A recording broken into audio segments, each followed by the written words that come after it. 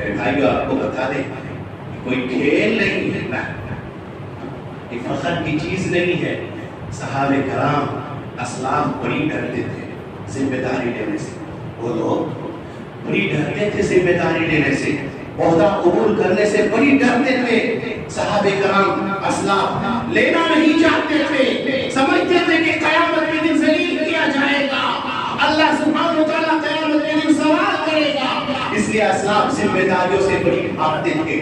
وہ نہیں چاہتے تھے کہ ہمیں صدر بناؤ، وہ نہیں چاہتے تھے کہ سیکریٹری ہمیں بناؤ، بڑی ڈرتے تھے وہ. آپ تاریخ اٹھائیے، سیرت اٹھائیے، سب سے پہلا واقعہ عمر بن خطاب کا اٹھائیے. اللہ اکبر. ان لوگوں کا حال یہ تھا کہ جب ذمہ داری یہ لوگ بنتی تھے، صدر بناتا تھا یا قوم کا تنظیم کا جب یہ لوگوں کی ذمہ داری آتی تھی تو یہ لوگ غریب ہو جاتے تھے. آج کل لوگوں کا جب صدر بنا دو تو لوگ کا بینک بیلنس چیک کیجیے گا تو سرکار جتنا پیسہ آئے گا ان کے اکاؤنٹ میں رہے گا. اور یہ لوگ غریب ہوتے تھے. ان کی ذمہ داری یہ تھی میرے بھائیوں، جب ذمہ دار بنائے گئے تو عمر بن خطاب رضی اللہ عنہ، سنیے غور سے، سنیے غور سے. یہ نہیں کہ ہم صدر ہیں، یہ نہیں کہ ہم سیکریٹری ہیں، دنیا سو رہی ہے. عمر بن خطاب مدینے کی گلیوں میں گھوم رہے ہیں. بات کو صحیح ہے؟ بولو صحیح ہے کہ نہیں صحیح ہے؟ ارے رعایا سو رہی ہے، لوگ سو رہے ہیں. مدینے کی گلی میں عمر کا گزر ہو رہا ہے. عمر گھوم رہے ہیں، دیکھ رہے ہیں کون بھوکا سو رہا ہے، کون پریشان ہے، کس کی کون سی پریشانی ہے، کس کی کون سا بھوکا سو رہا ہے، کون پریشان حال ہے. یہ ذمہ داری عمر کے کندھے پر ڈالا ہے تو دنیا سو رہی ہے. وقت کا خلیفہ مدینے کی گلی میں گشت کر رہا ہے کہ دیکھیں کون کس پریشانی کے حال میں. میرے بھائیوں یہ خلیفہ کے ایک جگہ دیکھتے کیا ہے کہ بچے کو رو رہے ہیں. اب سنے ہیں رو رہے ہیں بچے.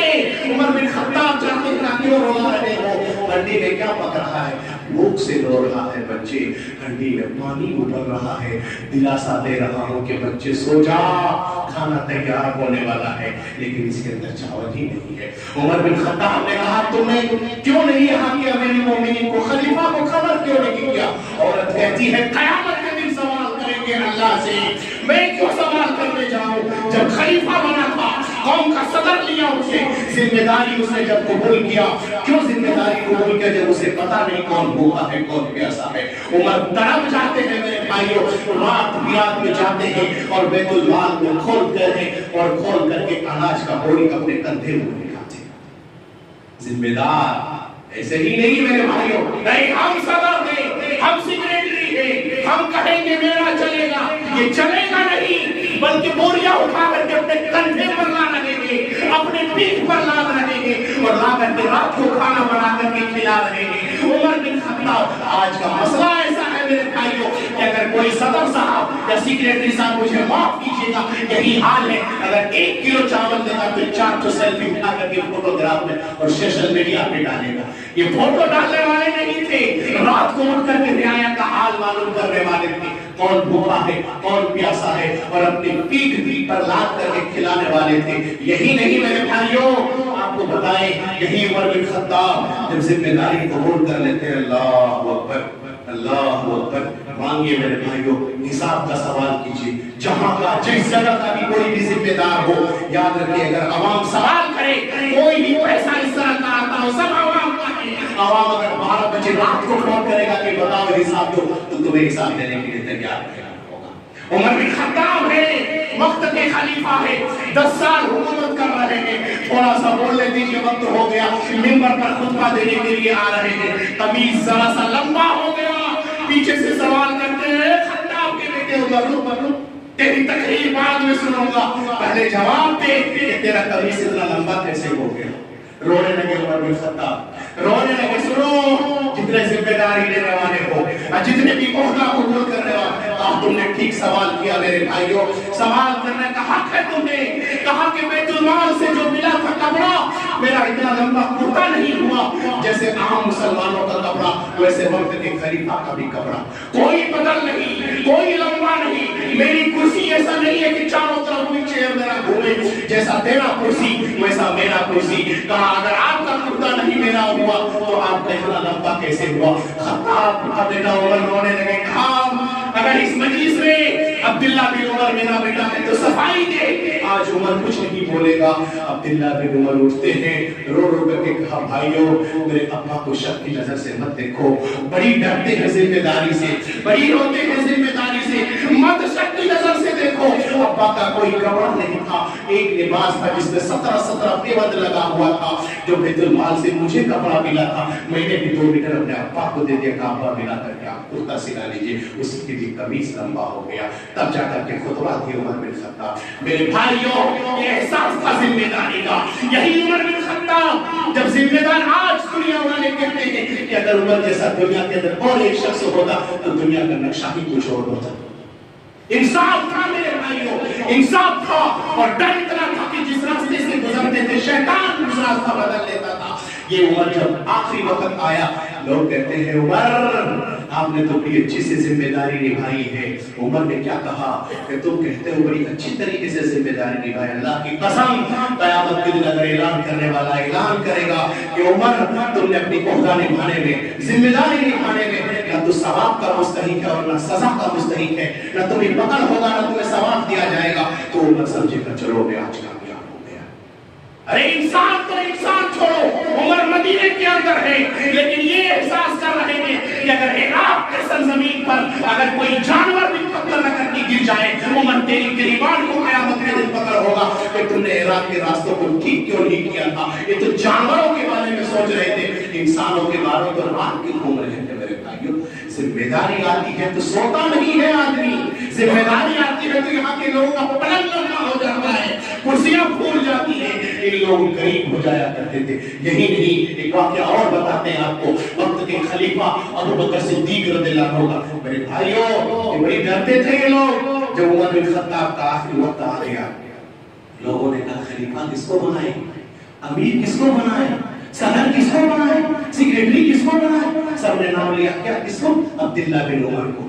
عمر بن خطاب جانتے تھے کہ میرا بیٹا اس لائق ہے, اہل ہے, لیکن نہیں. کیا کہا اس نے, کہا میرے کندھے پر جو بوجھ تھا میرے بیٹے پر یہ بوجھ نہیں آنی چاہیے. قیامت کے دن اس کو پکڑنا نہیں چاہیے. لوگوں کے سامنے اپنے بیٹے کو ذلیل کرتے ہیں, رسوا کرتے ہیں اور کہتے ہیں لوگوں سنو, تم جو قوم کا صدر میرے بیٹے کو بنانا چاہ رہے ہو, کیا تمہیں نہیں پتا اس نے اپنی بیوی کو ایک مرتبہ حیض کی حالت میں طلاق دیا تھا. جس کو اپنے بیوی کو طلاق دینے کا طریقہ نہیں معلوم تو وہ مسلمانوں کا مسئلہ کیسے حل کرے گا. اور حیض کی حالت میں طلاق نہیں دیا جاتا ہے. خود عمر ذلیل کر کے اپنے بیٹے کو, معلوم تھا کہ لینے کے حقدار ہے, لیکن ذلیل کر کے کیوں, قیامت کے دن وہ بوجھ جو میرے کندھے پر ہے میرے بیٹے کے کندھے پر یہ بوجھ نہیں آنی چاہیے. ڈرتے تھے میرے بھائیوں. ابو بکر کو آپ اٹھائیے, جب ذمہ دار بنائے گئے, کپڑا اٹھاتے ہیں پیٹھ پر, لاتے ہیں, گلی میں گھوم رہے ہیں بیچنے کے لیے. عمر نے دیکھا ابو بکر کہاں جا رہے ہیں, کہاں جا رہے ہیں, کہا ارے عمر کپڑا بیچنے جا رہے ہیں. کہا کپڑا بیچنے جاؤ گے تو قوم کی خدمت کون کرے گا. کہا عمر اگر کپڑا نہیں بیچوں گا تو بال بچوں کا کیا ہوگا, کہاں سے کھلاؤں گا, کہاں سے پلاؤں گا. عمر نے کہا کہ بیت المال سے تمہارا تنخواہ مقرر کر دیتے, بولو کتنا تنخواہ دیا جائے گا. اللہ اکبر, خلیفہ ذمہ دار, اللہ سنو, کتنا نہیں اتنا ہی ہمارا بھی تنخواہ مقرر ہو جتنا عام مزدوروں کا تنخواہ ہوگا. سمجھ گئے, جتنا ہمارا صدر کا تنخواہ ہو اتنا ہی امام کا تنخواہ ہو, اتنا ہی موظف کا تنخواہ ہو, اتنا عام رعایا کا تنخواہ ہو. کہا زیادہ نہیں لوں گا, جتنا عام مسلمانوں کا تنخواہ ہے اتنا ہی مقرر کر دو.